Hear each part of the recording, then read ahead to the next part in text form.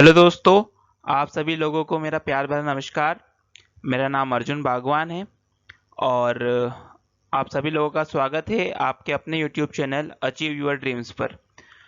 आज हम लोग आसान शब्दों में समझेंगे कि यूनिफाइड पेंशन स्कीम यूपीएस जो गवर्नमेंट लेकर आई है वो क्या है और उसके क्या बेनिफिट्स हैं और क्या इसके नुकसान हैं। तो इसको हम समझने के लिए मैं आपको तीन जो बेसिक इसके फीचर्स थे पुराने, एक ओल्ड पेंशन स्कीम, एक न्यू पेंशन स्कीम और जो आपकी यूनिफाइड पेंशन स्कीम अभी लॉन्च हुई है, इन तीनों को कंपेयर करके हम ये चीज़ समझेंगे। तो चलिए स्टार्ट करते हैं। सबसे पहले हम समझते हैं ओल्ड पेंशन स्कीम में क्या क्या चीज़ें हैं, पॉइंट वाइज समझते हैं। सबसे पहले कि ओल्ड पेंशन स्कीम में गवर्नमेंट आपका कोई भी अमाउंट आपकी सैलरी से डिडक्ट नहीं करती थी। ठीक है, no amount deducted from salary, ये ओपीएस का पहला था, इसीलिए सबसे अच्छी स्कीम मानी जाती है। अब एनपीएस जब गवर्नमेंट लेके आई तो इसमें क्या हुआ कि आपकी सैलरी से 10% जो है अमाउंट डिडक्ट होने लगा, राइट।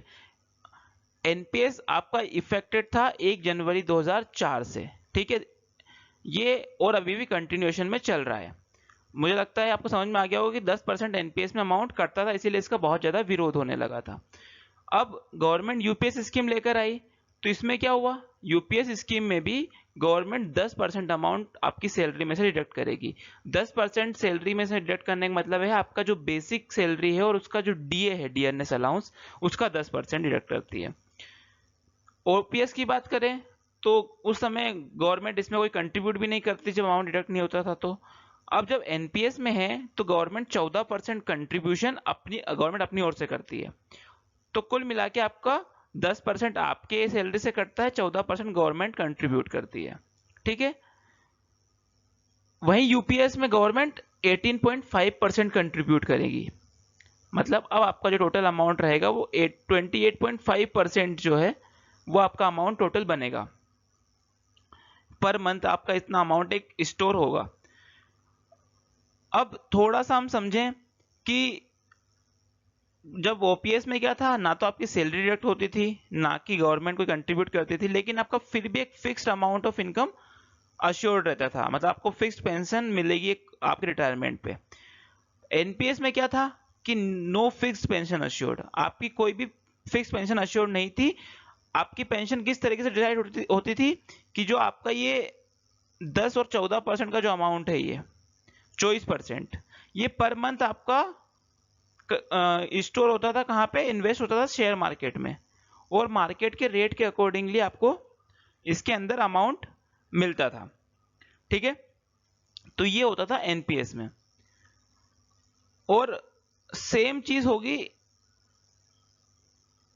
यूपीएस में। यूपीएस में क्या होगा कि जो आपका 24%, 28.5% जो अमाउंट रहेगा वो इन्वेस्ट नहीं होगा शेयर मार्केट में, लेकिन उस पर एक बेसिक आपको इंटरेस्ट रेट जो है के अकॉर्डिंग आपको पैसा मिलेगा, और आपकी एक जो फिक्स जो है क्या बोलते हैं पेंशन जो है वो बनेगी, जो कि कितनी होगी, आपकी 12 महीने की जो लास्ट की सैलरी होगी, बेसिक और डीए जो बोलते हैं, उसका 50% अमाउंट एज अ पेंशन आपको मिलेगा।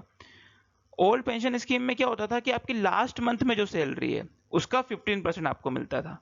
तो यहाँ पे देखा जाए तो ये सबसे बेस्ट थी, क्योंकि आपको लास्ट मंथ में हो सकता है प्रमोशन मिल गया हो, तो यहाँ पे आपको उसका बेनिफिट मिल जाता था। यहाँ पे क्या होता है, पूरे साल की आपको एवरेज सैलरी जो है यूपीएस में आपको मिलती है।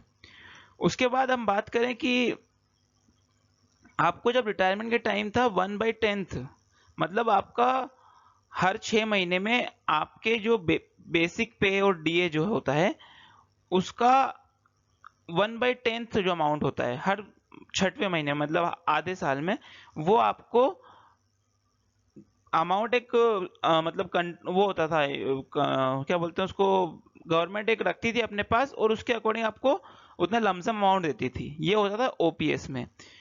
एनपीएस में क्या होने लगा कि अप टू 60% आपको जो है गवर्नमेंट जितना आपका अमाउंट स्टोर है आप उसको लमसम अमाउंट ले सकते हैं, और रिमेनिंग 40% जो है, बाकी का जो 40% बचेगा उसकी आप पेंशन जो है उसमें आप बनवा सकते हो। तो ये आपका एक एनपीएस में था। और यूपीएस की जब बात करें तो सेम वही हो गया कि 1/10 अमाउंट जो है आपका, वही लमसम अमाउंट 6 महीने में जो आपका एक स्टोर होगा वो एज लमसम अमाउंट गवर्नमेंट आपको पे करेगी। तो रिफ्लेक्टेशन देखेंगे 2004 के पहले यूओपीएस थी, उसके बाद 2004 के बाद जब एनपीएस आया तो ओपीएस जो है वो डिसकंटिन्यूड हो गई। ठीक है, ओपीएस खत्म हो गई और कंटिन्यू हुई एनपीएस, और वो अभी भी चल रही है, और जो और फ्यूचर में भी कंटिन्यू रहेगी। आपको इन दोनों में यूपीएस और एनपीएस में से कुछ एक ऑप्ट करना रहेगा, और 1 अप्रैल 2025 से आप अगर मन हो तो यूपीएस में स्विच कर सकते हैं, या फिर आप एनपीएस में भी रह सकते हैं। तो ये एक छोटा सा एक अंडरस्टैंडिंग के लिए वीडियो बनाया है आप लोगों के लिए। आप लोगों को अच्छा लगेगा तो मैं आशा करूंगा कि इसे और डीप में बता पाऊं। तब तक के लिए नमस्कार, मुलाकात होगी अगले वीडियो में।